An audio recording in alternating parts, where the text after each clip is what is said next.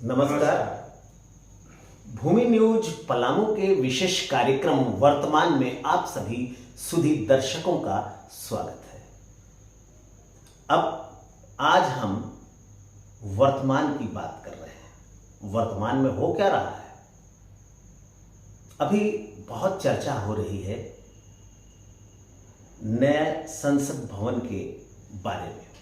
इस नवनिर्मित संसद के उद्घाटन को लेकर चर्चा जारी है और हम आप सभी सुधी दर्शकों से एक सवाल करना चाहेंगे कि क्या नवनिर्मित संसद भवन का उद्घाटन किसे करना चाहिए? अभी जैसा कि हम सुन रहे हैं कि नवनिर्मित संसद भवन का उद्घाटन हमारे माननीय प्रधानमंत्री श्री नरेंद्र दामोदर दास मोदी जी करने वाले हैं जी, और राष्ट्रपति जी को उसमें आमंत्रित भी नहीं किया है। ये इस मसले को लेकर आप क्या सोच रहे हैं? वैसे हमारे साथ जो बातचीत के लिए जो उपस्थित रहते हैं शिवशंकर प्रसाद जी, हाँ, इस पर चर्चा हम लोग किया जाए। देखिए प्रेम जी, दरअसल जब हम संसद भवन की बात करते हैं या सांसद की बात करते हैं तो उसके अगर पूरे कार्यकलाप को, उसके क्रियाकलाप को अगर गौर से करें जी, तो संसद के दो सदन होते हैं, राज्यसभा और लोकसभा। जी हाँ। और उसके ऊपर में जो है भारत के राष्ट्रपति होते हैं जी। तो एक्चुअली में अगर गौर से देखिएगा तो उसके संरक्षक राष्ट्रपति ही होते हैं और राष्ट्रपति के आदेश से ही संसद का सत्र चलता है। खास करके बजट सत्र में वो अलग बात है कि सरकार के अभिभाषण को राष्ट्रपति महोदय पढ़ते हैं, लेकिन उनके नाम से ही पूरा चीज को चलता है। और ये दुर्भाग्य है कि इस देश में जिस राष्ट्रपति के नाम से हम पूरी कार्य को संचालन करते हैं उनको आमंत्रित नहीं करते हैं। और दूसरी बात एक और मजेदार आपको बता दें कि संसद के दोनों सदन में लोकसभा के अंदर लोकसभा के अध्यक्ष उसके कस्टोडियन होते हैं, राज्यसभा के अंदर उसके सभापति या उपराष्ट्रपति उसके होते हैं जी। और ये दोनों के ऊपर में राष्ट्रपति होते हैं जी। वहां पर प्रधानमंत्री का कहीं जिक्र नहीं है। प्रधानमंत्री सरकार का अगुवा जरूर है, लेकिन पार्लियामेंट के अंदर उसके जो कर्ता धर्ता होते हैं, उसके जो मुख्य जो अधिकारी होंगे वो लोकसभा के अध्यक्ष होंगे, राज्यसभा के सभापति होंगे और ये दोनों भारत के राष्ट्रपति के आदेशानुसार कार्य का संचालन करते हैं। और ऐसी स्थिति में हाँ, उनको नहीं बुलाना जी, हमें लगता है कि संवैधानिक रूप से भी गलत है। और एक बात और जी कि अगर गौर से और गंभीरता पूर्वक जी संविधान का अध्ययन किया जाए जी, और संविधान के खास करके अनुच्छेद 79 जी जी जी का अध्ययन करते हैं जी, तो हम क्या देखते हैं कि राष्ट्रपति प्रथम नागरिक होते हैं जी, फिर उसके बाद राज्यसभा होता है जी, और अंत में लोकसभा जी। यानी लोकसभा निचली सदन है, राज्यसभा को इसी उच्च सदन कहा जाता है। हाँ, और राज्यसभा उच्च सदन है जी। तो निचली सदन के प्रधानमंत्री होते हैं, लेकिन ये दोनों के प्रधान राष्ट्रपति हैं।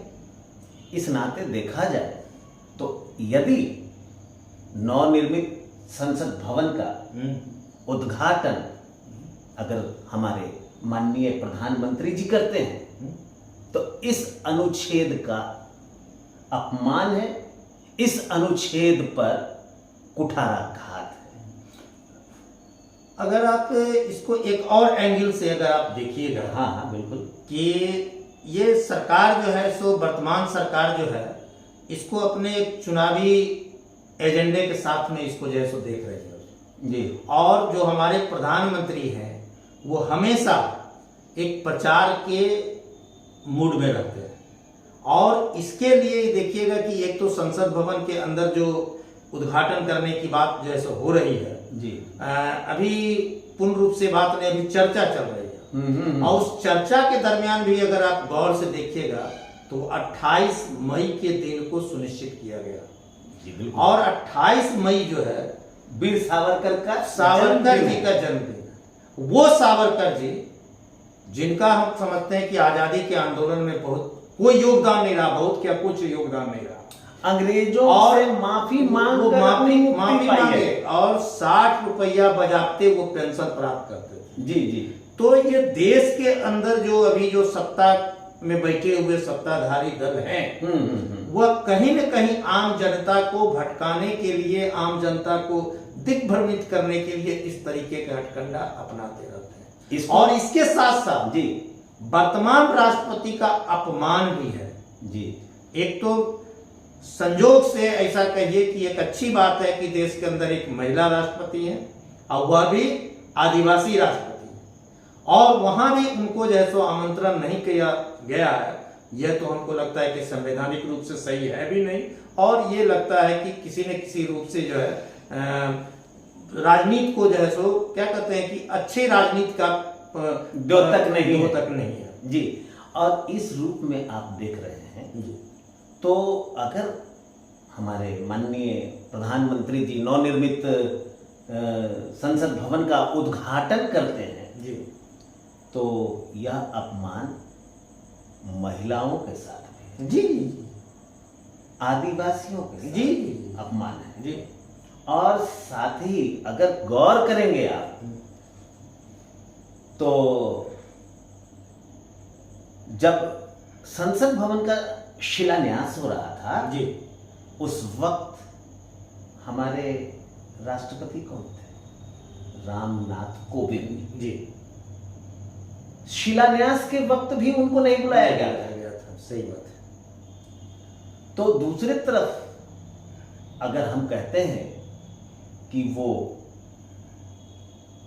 एससी हैं जी, यानी अनुसूचित जाति से, अनुसूचित जाति से हैं, तो अनुसूचित जाति के होने के बाद एक तो शिलान्यास में राष्ट्रपति को नहीं बुलाया गया, दूसरे उद्घाटन के वक्त भी नहीं बुलाया जी।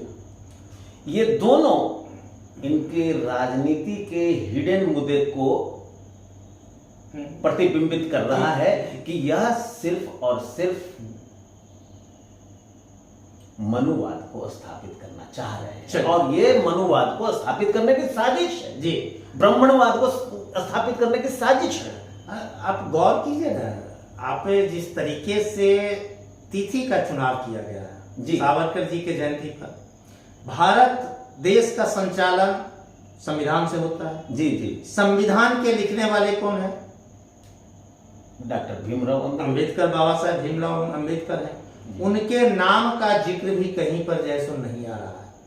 कभी तो सुनने में आ रहा है कि संसद भवन का नामाकरण में भी कुछ लोगों ने कहा कि नामाकरण कम से कम डॉक्टर भीमराव अम्बेडकर के नाम से होना चाहिए, कि जो संविधान के पूरा का पूरा जैसो लागू किए हैं, प्रस्तावना लिखे हैं, सारा चीज किए हैं उसमें।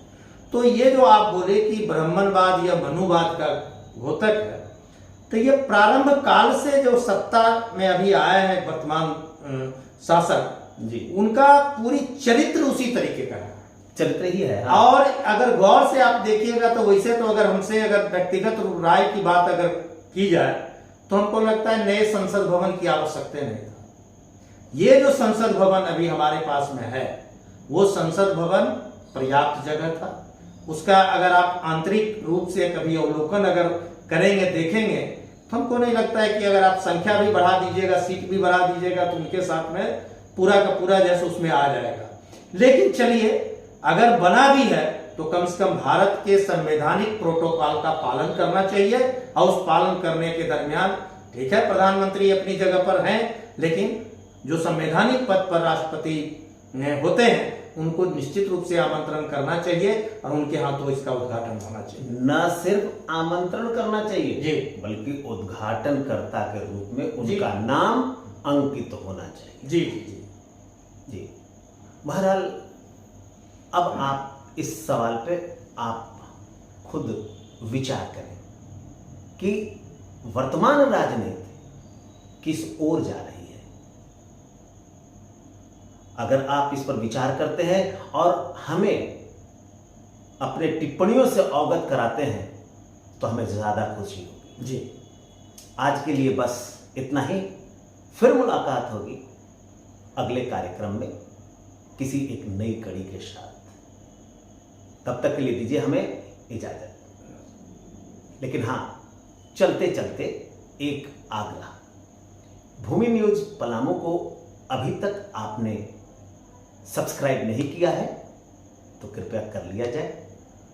कार्यक्रम अच्छा लगे तो लाइक और शेयर भी किया जाए और अपने महत्वपूर्ण टिप्पणी देना ना भूलें, ताकि हम आपके टिप्पणी के आधार पर और बेहतर कार्यक्रम बना सकें। जी, धन्यवाद।